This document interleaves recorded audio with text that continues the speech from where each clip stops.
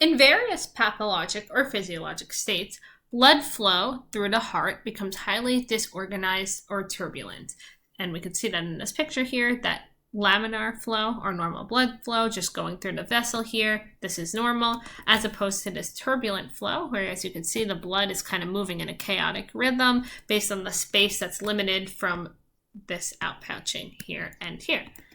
So returning to the question now and saying, this causes a particular auditory finding to appear on heart auscultation or listening to the heart. And what is the name of this finding? So that this is saying that depending on the certain condition that a patient has within the heart, there could be an opening that shouldn't be there, an opening that's too large, too small, and it causes the blood to move in this disorganized rhythm. And then when you listen with your stethoscope over the patient's chest, you might hear a certain noise. It might be a whooshing noise, a machine noise, something that sometimes it could be innocent, sometimes it's not really an actual pathologic problem, or it can be a problem that's related to a certain disease that needs to be fixed. So what would this finding be called? So let's take a look at the choices. Option A says stupor, and stupor actually is related to the mental status of a patient. If they're in a stupor, it has to do with them being lethargic, not responsive. There's different levels, and that's one of them in terms of altered mental status. So we're looking for something related to the heart and the auditory finding of it. So stupor wouldn't be the correct answer in this scenario, so we can eliminate that.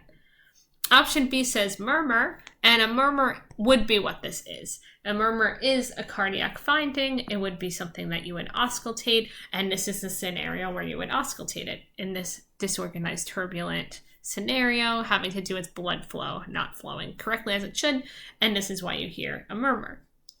So let's just take a look at option C and D. Option C says turgor, and your skin turgor has to do with how well the patient's hydrated. So let's say that you have the palm of a patient's hand here. And then if you were to lift up part of the skin, so let's say that you pinch the skin on top of the palm and then you lift it up. If it comes down slowly, that's poor skin turgor and can indicate that they're dehydrated. But if it quickly recoils back, they'll say quick recoil, that means that the patient is likely well hydrated, or maybe they're just not in a late stage of dehydration. So turgor would be related to skin and hydration level. This is different than what we're looking for here with the cardiac system. So we can eliminate turgor.